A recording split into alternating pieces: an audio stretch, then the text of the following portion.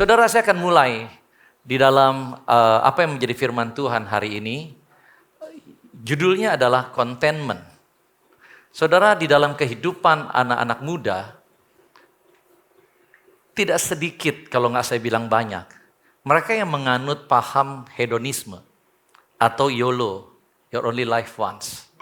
Di mana mereka mengutamakan yang namanya kesenangan hidup atau kepuasan materi sebagai hal yang sangat terpenting dalam hidup mereka. Kalau orang Betawi bilang itu kudu gitu, nggak bisa enggak. Nah, saudara, sehingga kalau kita bisa lihat di mana praktek kehidupan mereka, gaya hidup yang mereka jalankan, karena paham yang mereka miliki dalam hidup mereka bergaya hidup konsumtif. Sehingga yang terjadi karena gaya hidup konsumtif, maka penghasilan mereka jadi selalu nggak cukup. Segini mereka bilang, kayaknya nggak cukup nih. Harusnya segini baru bisa cukup. Ketika sudah sampai segini mereka bilang, ternyata salah hitung. Segini juga nggak cukup. Segini harusnya lebih cukup. Kalau udah segini ternyata nggak cukup juga. Memang harusnya segini ya. Saudara, dan saya mau beritahu satu hal. Saya termasuk salah seorang yang ada di situ pada saat dulu sekali. Dan saya harus sampaikan pada saudara, saya menyesal. Saya menyesal kalau saya bisa berkata, kalau memang saya bisa putar balik dunia atau waktu, saya akan berkata, saya akan putar balik waktu. Tapi saya juga gak mau putar balik. Karena nanti saya gak ketemu sama istri saya. Kalau putar baliknya kelamaan ya kan, bisa repot itu kan. Nah, tapi it's okay. Nah, saudara, memang kita itu manusia itu memang susah sekali untuk berkata cukup. Kayak gitu kan. Berkata cukup itu susah, apalagi misalnya kalau saudara sedang makan makanan yang paling saudara sukai, itu rasanya kayaknya nggak ada cukupnya gitu ya. Pengen nambah lagi gitu. Kalau saudara yang suka main video game, apa gitu ya, saya dari dulu sampai sekarang taunya cuma satu, Mobile Legends aja, yang lain saya kagak tahu. Kurang ini ya, nggak update banget. Tetapi kalau saudara suka main video game, maka sepertinya nggak ada bisa kata cukup kayak gitu. Main sebentar kayaknya, kurang kayak gitu ya. Sampai kadang-kadang tahu-tahu udah mau pagi kayak gitu kan. Nah, memang untuk berbicara kata cukup itu nggak gampang kayak gitu. Apalagi ketika kita lagi sedang menikmati sesuatu yang kita sukai. Kayak gitu. Lagi pacaran, waktu jalannya cepet kan? Betul gak sih? Waktu saya dulu pacaran tuh waktu kayaknya cepet banget jalan. Kayak baru datang sebentar kok udah malam gitu ya. Kayaknya sampai yang sudah pacaran juga pasti ngalamin lah ya. Sampai rasanya pas pulang pun, pas setelah pulang telepon lagi kayaknya nggak cukup. Memang kadang-kadang sesuatu yang kita suka itu bikin susah untuk kita bilang cukup. Tapi memang saudara, harus kita perhatikan begini bahwa yang perlu kita pahami adalah kata cukup itu bukan hanya bicara tentang perasaan loh. Kata cukup itu juga berbicara tentang yang namanya sebuah keputusan.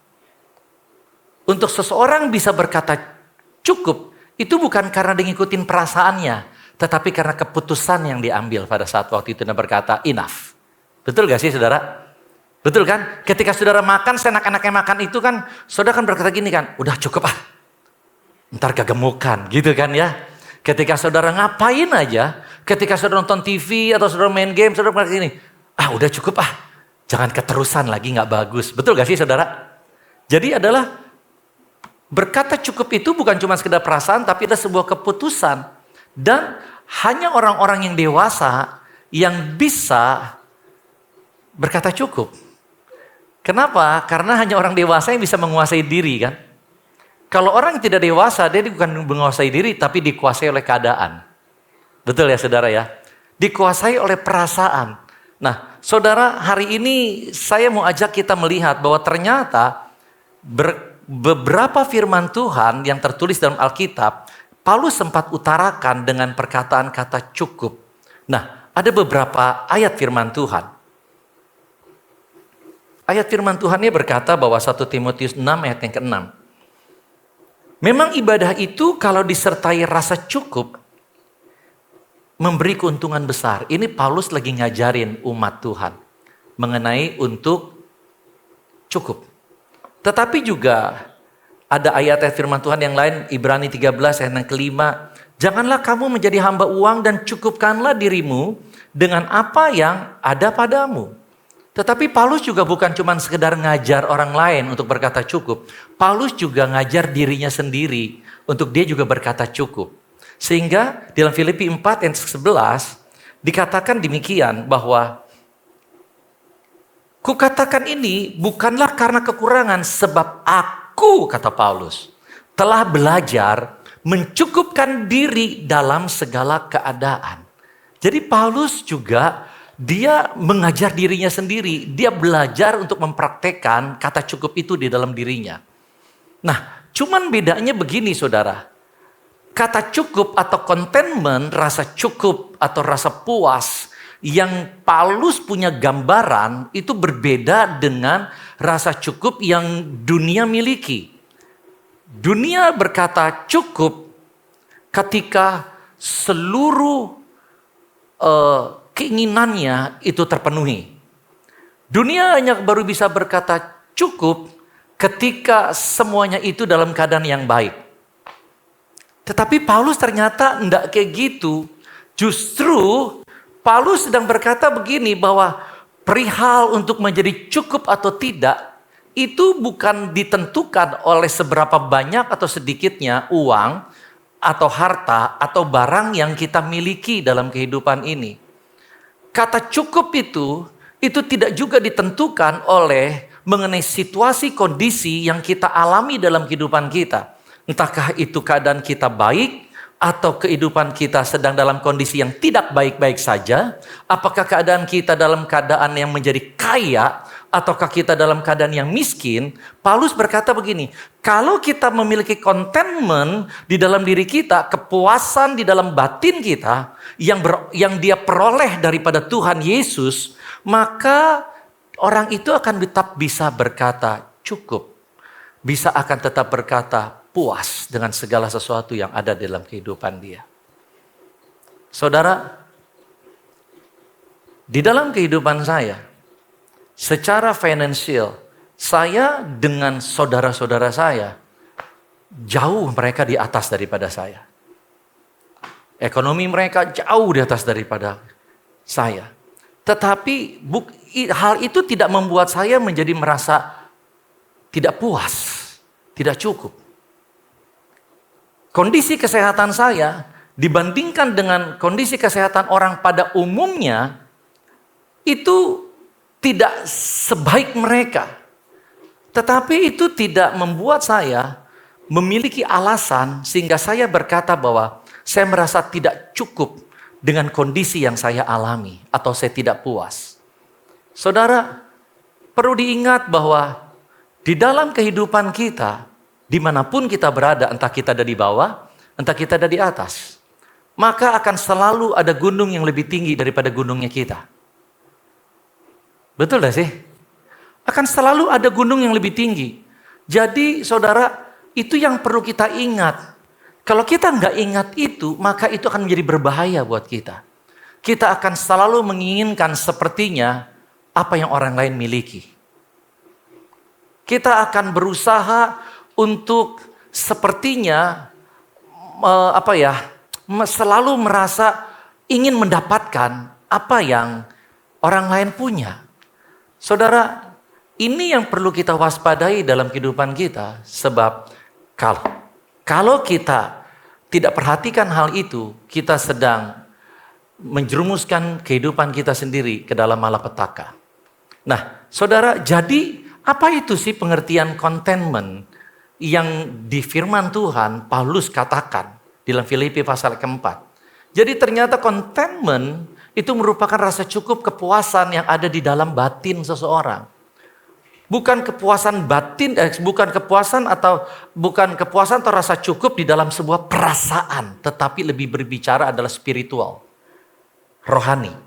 Nah, saudara, inilah yang dimaksudkan oleh Paulus. Dan bahayanya adalah ketidakadaan contentment di dalam diri seseorang akan membuat orang itu akan selalu dia merasa kurang di dalam hidupannya. Apapun yang dia terima dari Tuhan, apapun yang dia peroleh dari Tuhan, apapun yang dia berhasil capai dalam kehidupannya, dia akan selalu merasa kurang. Seganteng apapun dia, secantik apapun dia, sekaya apapun dia, sehebat apapun dia akan tetap merasa selalu kurang. Dan inilah bahayanya ketiadaan daripada contentment di dalam kehidupan seseorang. Dan akibat seseorang dia merasa selalu kurang, yang terjadi adalah yang pertama dia akan sulit untuk bersyukur kepada Tuhan.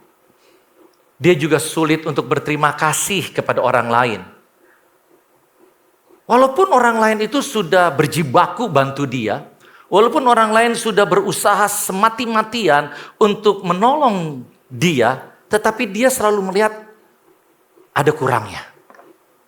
Sehingga dia sulit sekali untuk berkata terima kasih. Iya sih, kamu baik sih, tapi gitu. Kayaknya nggak baik-baik banget deh, gitu. Sehingga untuk dia berterima kasih kayaknya segen jadinya.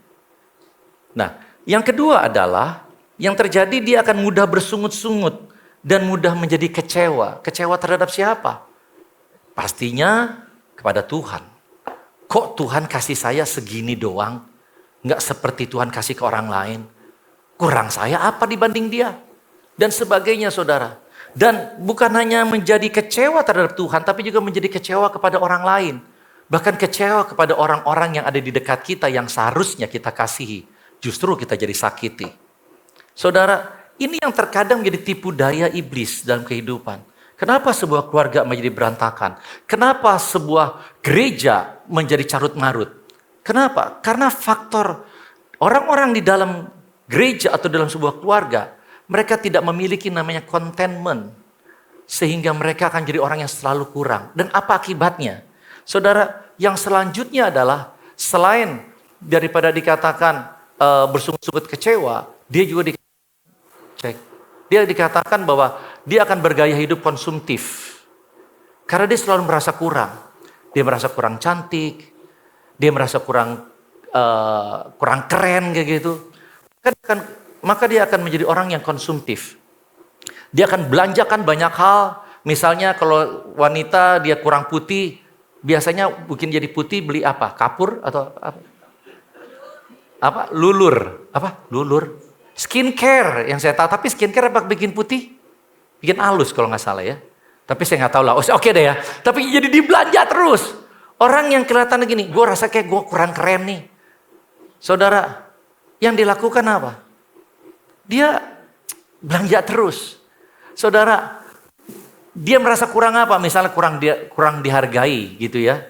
Dia akan terus belanja. Akibatnya ya boros kayak gitu kan. Nah, saudara, yang selanjutnya apa? Yaitu adalah kelilit utang. Udah pastilah ya, kalau sampai belanja terus ya besar pasak daripada tiang ya kelilit utang. Yang selanjutnya adalah selalu khawatir dan takut. Orang yang tidak punya contentment dalam kehidupan dia akan menjadi selalu kurang. Dan ketika dia merasa selalu kurang atas diri dia, yang terjadi dia akan selalu dikuasai oleh ketakutan, kekhawatiran. Takut apa? Takut ditolak, takut tidak dihargai, takut apa lagi? Takut tidak diterima, takut apa lagi? Takut akan masa depannya. Orang-orang yang takut akan masa depannya seringkali adalah karena dia tidak punya contentment di dalam dirinya dia. Dia merasa selalu kurang. Dia merasa kayaknya orang lain tuh lebih baik. Gua mah gak bisa apa-apa dibanding orang lain. Gua mah cuma segini doang dibanding orang lain.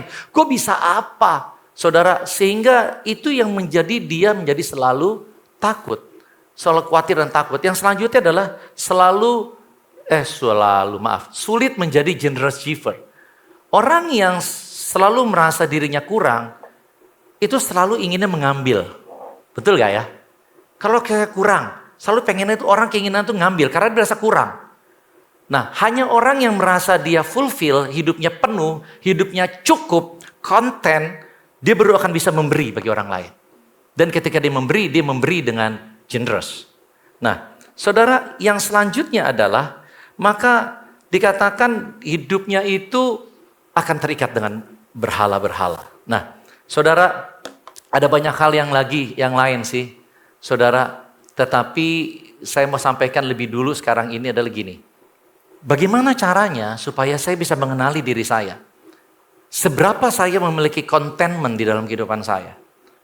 Seberapa saya memiliki rasa cukup, rasa puas di dalam kehidupan saya? Nah, ada beberapa cara, saudara, secara singkat. Yaitu adalah, yang pertama adalah dengan cara kita melihat apakah kita menjadi orang yang semakin cepat bosen nggak dengan apa yang kita miliki. Misalnya, saudara baru beli handphone. Waduh, baru beli handphone belum lama udah bosen. Handphonenya udah kayak gini nih. Ada keluar baru. Gue pengen ganti aja deh. Udah tuker tambah deh, rugi gak apa-apa deh. Kayak gitu kan. Nah, semakin cepat saudara itu semakin cepat saudara timbul rasa bosen atas sesuatu yang saudara miliki. Itu menandakan bahwa semakin tipis contentment dalam kehidupan kita. Berapa banyak saudara yang cepat bosen? Gak ada yang gak mau angkat tangan. Oke, saudara, yang selanjutnya apa? Dia akan semakin selalu merasa kurang dan sulit menghargai apa yang sudah diperoleh atau dicapai. Nah, ini yang akan terjadi. Walaupun dia udah berjibaku, dia udah berjuang habis-habisan, dia udah kerja all out, tetapi ketika pada saat dia di dalam kehidupan dia merasa gini, hasilnya kok begini doang ya? Dia akan selalu merasa kurang. Padahal sudah lebih baik daripada sebelumnya. Tetapi dia selalu merasa kurang dan mereka berkata bahwa, kayaknya gak ada artinya deh. Cuman segitu doang. Saudara paham sampai di sini? Oke? Yang selanjutnya adalah seberapa saudara frustrasi ketika saudara kehilangan barang yang saudara miliki, apalagi uang. Ketika saudara kehilangan uang, seberapa saudara ngamuk? Seberapa saudara frustrasi ketika saudara kehilangan apa yang berharga menurut saudara? Seberapa saudara frustrasi? Itu cara saudara bisa lihat. Ketika saudara kehilangan sesuatu yang berharga menurut saudara, apakah itu prestasi? Kepandaian? Apakah itu? Misalnya nama baik? Atau misalnya juga adalah mengenai uang? Atau penampilan saudara yang saudara begitu hargai? Ketika saudara ada orang yang merenggut penampilan saudara yang bagus, itu jadi saudara kelihatan jelek dan dipermalukan di depan orang. Seberapa saudara frustrasi? Seberapa saudara ngamuknya? Seberapa saudara bisa menyakiti orang lain? Nah, itu saudara bisa lihat seberapa saudara sebetulnya punya contentment dalam kehidupan saudara. Nah, saudara, saya ingin sampaikan lebih cepat lagi, yaitu adalah apa sih keuntungannya ketika seseorang dia memiliki contentment di dalam kehidupannya dia? Yang pertama adalah begini, saudara. Dia akan mampu menentukan skala prioritas dalam kehidupannya dia. Dia akan dapat membedakan yang mana keinginan, yang mana kebutuhan. Kalau ini mah ya cuman lapar mata doang lah ya. Cuman pengen-pengenan doang, ini gak usah dibeli deh. Tapi ada orang gak bisa membedakan itu. Semua keinginan adalah kebutuhan. Jadi ngelihat ada apa langsung pengen, ini gue butuh. Kayak gitu. Nah, ada yang kayak gitu. Tetapi bukan hanya itu, saudara. Tetapi dia juga bisa dia bisa memberikan sebuah skala prioritas dalam kehidupan dia. Semua kebutuhan yang ada di dalam dirinya dia. Kan semua kebutuhan memang perlu dicukupi. Tetapi enggak semua kebutuhan harus di waktu yang bersamaan dicukupinya. Kita bisa pending dulu yang mana, saudara. Sehingga yang terjadi adalah, maka kehidupan orang yang punya contentment dalam kehidupan dia akan menjadi orang yang mampu mengelola keuangan dengan baik. Di dalam waktu-waktu ke depan, kita akan diajarkan bagaimana kita mengelola keuangan kita dengan baik.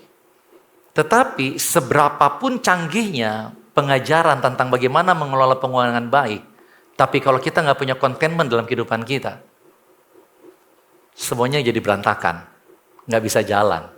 Nah, Saudara, yang lain adalah tidak mudah FOMO. Yang selanjutnya adalah fear of missing ya maksudnya ya. Fear of missing out. Yang selanjutnya adalah penuh damai sejahtera dan bahagia. Orang yang punya rasa cukup dalam kehidupannya, dirasa dipenuhi oleh Tuhan, oleh kasih Kristus, sehingga dia bisa merasa puas di dalam batin dia. Ada rasa cukup dalam batin dia. Maka yang terjadi adalah dia akan hidupnya tenang. Hidupnya akan bahagia. Hidupnya akan penuh damai sejahtera. Yang selanjutnya dia akan memiliki iman yang kuat. Orang yang memiliki contentment dalam kehidupan dia, rasa cukup yang dia terima daripada Tuhan, rasa puas yang dia terima daripada Tuhan, maka dia akan punya iman yang kuat sebab dia tahu, dia yakin bahwa Tuhan sanggup mencukupkan segala kebutuhannya yang dia akan datang. Apapun yang terjadi dalam kehidupan dia. Yang selanjutnya adalah hidupnya akan menjadi produktif. Saudara, orang yang punya contentment, rasa cukup, rasa puas di dalam batinnya, dia bukan hanya tenang, dia bukan hanya penuh damai sejahtera, tetapi dia juga akan dapat bisa fokus untuk dalam mengerjakan pekerjaannya. Orang yang bisa fokus di dalam mengerjakan pekerjaannya tentunya pasti akan lebih produktif. Orang yang tidak punya rasa cukup dalam dirinya, sehingga dia merasa selalu kurang, jiwanya akan selalu gelisah. Orang yang jiwanya gelisah, nggak tenang, sulit untuk bisa fokus dalam mengerjakan sesuatu. Masuk di akal nggak, saudara? Betul ya? Jadi ketika kita itu punya contentment dalam kehidupan kita akan menjadi orang yang produktif.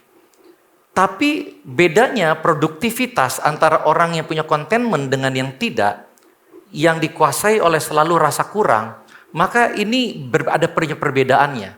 Sama-sama produktif. Tetapi orang yang punya contentment, maka dia produktivitas yang dia punya, dia bekerja all out. Dia tahu itu untuk menyenangkan Tuhan, bukan untuk memuaskan keinginannya sendiri. Itu untuk memenuhi kehendak Tuhan, untuk memenuhi panggilan Tuhan dalam kehidupan dia, bukan untuk memenuhi keberhargaan dan rasa penerimaan di dalam kehidupan dia. Ada orang-orang yang produktifnya bagus banget, tetapi sayangnya adalah mereka lakukan itu hanya sekedar untuk mengejar memenuhi ambisi pribadinya sendiri. Nggak ada urusannya dengan Tuhan. Semua is all about me. Gue mau apa? Kayak gitu. Apa yang gue mau capai dalam kehidupan gue? Gue pengen kehidupan gue menikmati hidup itu seperti apa ke depan. Ada orang-orang berkata begini, oh gue punya targetnya umur 40 gue udah bisa pensiun. Gue udah bisa jalan-jalan, gue udah bisa happy, gue udah bisa ngapa-ngapain, income pasif, udah, it's okay. It's all about me. Nggak ada urusannya dengan Tuhan. Saudara, produktivitas itu, kenapa dia begitu? Kesenangan hidup, kenyamanan hidup, hedon. Saudara, hal yang berbeda adalah seperti itu. Hari ini, saya mau mengajak untuk kita mengerti bahwa ketika Tuhan setiap kita memiliki rasa konten, rasa puas, rasa cukup dalam kehidupan kita. Bukan untuk supaya kita menjadi orang yang malas-malesan. Ah udah cukup deh, udah segini aja cukup deh. Udah segitu aja cukup, udah belajar puas, udah segini aja udah puas. No, bukan itu targetnya, bukan itu tujuannya. Tetapi adalah supaya kehidupan kita fulfill, menggenapi rencana Allah dalam kehidupan kita. Hanya orang yang dia hidupnya penuh, dia bisa bekerja untuk orang lain. Dia bisa memberi dengan generous, betul saudara? Kalau orang yang selalu merasa kurang, segala sesuatu dia tuntut untuk dirinya sendiri. Dan dia akan menjadi seperti lintah yang akan berkata me, dan me. Nah hari ini saudara, saya mau ajak kita melihat sebentar. Kenapa sih ada orang-orang yang tidak memiliki contentment? Atau kenapa ada orang-orang yang menjadi kehilangan contentment di dalam kehidupannya dia? Saudara, penyebabnya adalah adanya lubang di dalam jiwa seseorang. Itu penyebabnya. Sehingga dia selalu merasa kurang karena ada lubang. Sehingga apapun yang dia terima, dia akan selalu merasa kurang. Dan lubang itu bisa terjadi adalah karena akibat adanya luka di dalam hati seseorang. Karena dia sempat dilukai, disakiti, dihianati, dikecewakan, dibohongin, mungkin dirugikan, direndahkan, dipermalukan. Anyway, apapun juga. Itu yang membuat jadi adanya lubang di dalam kehidupannya dia. Nah, saudara, inilah yang terkadang terjadi di dalam kehidupan seseorang. Nah, naluri manusia adalah ketika ada lubang di dalam kehidupannya, sesuatu yang dia merasa kurang, maka dia akan berusaha untuk tutupi lubang itu. Tetapi dengan cara yang salah, yaitu apa? Dengan cara untuk memuaskan dirinya sendiri, dengan cara untuk menyenangkan dirinya sendiri. Nggak ada lain jalan. Gaya hidup hedonisme, YOLO. Itu adalah satu jalan yang menurut mereka itu bisa menutupi lubang itu. Tetapi sayangnya hasilnya justru bukan membuat orang itu menjadi lubang itu tertutup, justru membuat dia semakin jauh daripada rasa cukup. Karena lubang itu tidak pernah bisa ditutupi oleh hal yang lain di dalam dunia ini selain oleh Yesus. Hanya Yesus yang bisa menutup lubang di dalam kehidupan seseorang. Sebab hanya Yesus yang bisa menyembuhkan semua luka yang pernah kita alami dalam kehidupan kita. Yang terjadi di peristiwa yang dulu maupun yang sekarang ini. Di mana ada orang-orang yang menyakiti kita. Ada orang-orang yang mengkhianati kita. Menganggap kita sepele, nggak pandang kita. Mungkin merendahkan kita, meninggalkan kita, mengkhianati kita, membenci kita, dan lain sebagainya. Saudara, hanya Yesus yang bisa menutup lubang itu. Hanya Yesus yang bisa menyembuhkan lubang dalam kehidupan kita.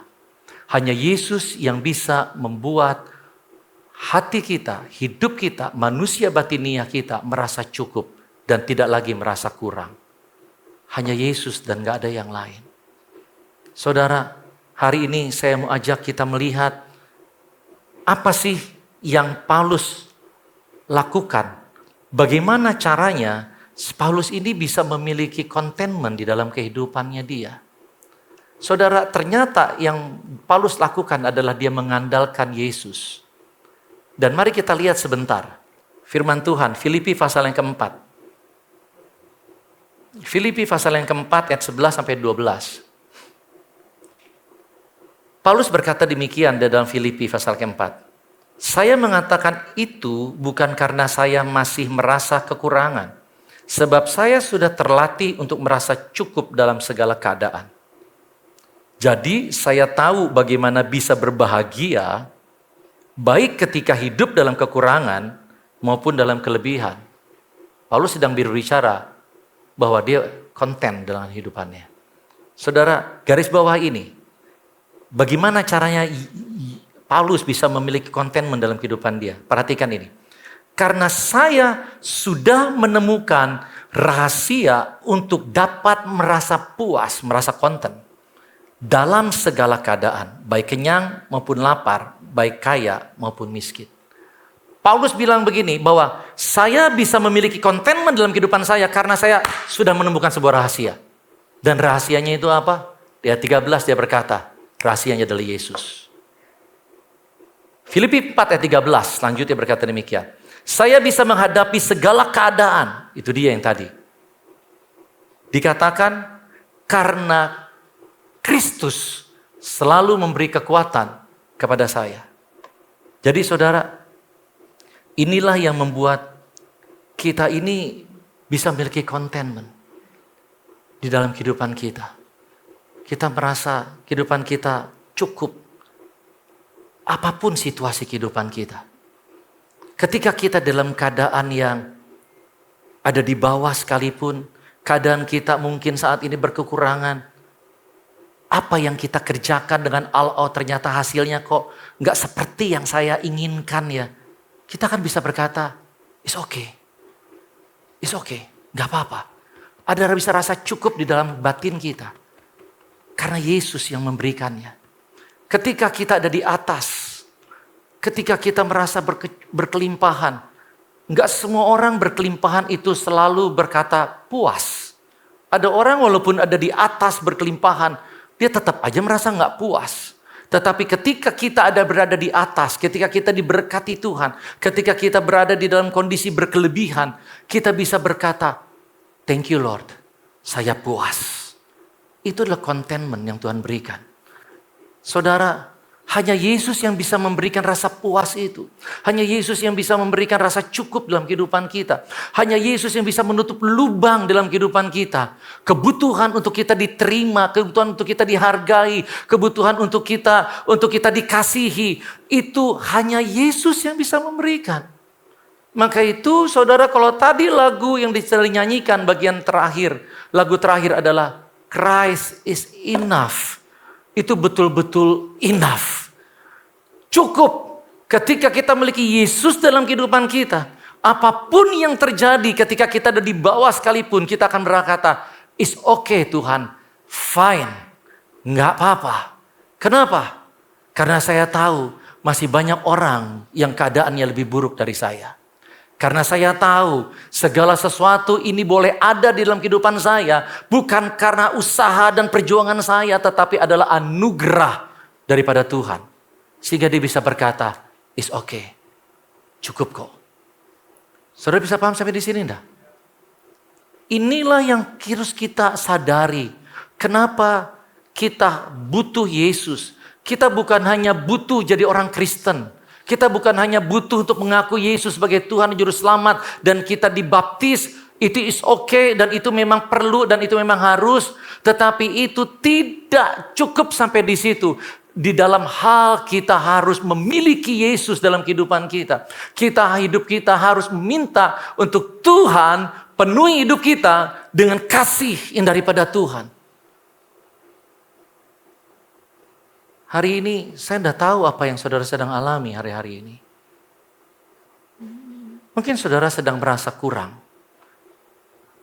Entah kurang dalam segala hal apapun.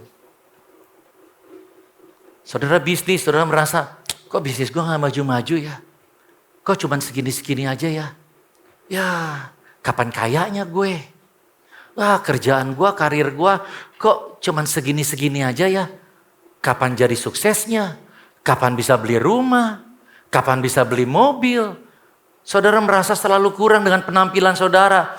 Ya, kok gue gak putih-putih banget seperti orang lain ya? Ya, kapan gue dapat jodohnya?